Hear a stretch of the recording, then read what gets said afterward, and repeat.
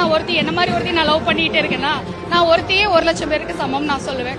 So தளபதி பத்தி பேசுற யாருமே அவருடைய கால் தூசி கூட சமம் இல்லைன்னு நான் சொல்லுவேன். அது சீமானா இருந்தாலும் சரி, எந்த கட்சியை சேர்ந்தவர்களாலும் சரி, திமுக இருந்தாலும் அதிமுக எந்த கட்சியை சேர்ந்தவர்களா இருந்தாலும் சரி, அண்ணாமலை உட்பட என் தளபதி விமர்சனம் செஞ்சிருக்காங்க. அவங்களை எல்லாத்துக்கும் சேர்த்தா நான் சொல்றேன், என் தளபதி விமர்சிக்க அவர்கள் யாருக்கும் அவருடைய கால் தூசி கூட அவர்கள் யாரும் சமம் இல்லை. தளபதி அரசியலுக்கு வந்தாரு அப்படின்னா, ஆட்சிக்கு வந்தாரு அப்படின்னா என்ன மாற்றத்தை ஏற்படுத்துவாரு? நிறைய மாற்றங்களை ஏற்படுத்துவாரு.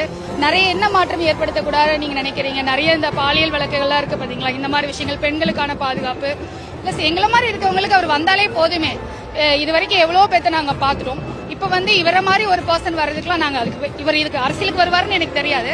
பட் இவர் வந்துட்டாருன்னா இவர் மூலமா ஒரு தலைமை வரும்போது அந்த தலைமை மிக்க நல்லதா இருக்கும். அந்த தலைமைக்காக தான் இத்தனை பேர் இங்க காலையில இருந்து வெயிட் பண்ணிட்டு இருக்கோம், 5 மணில இருந்து.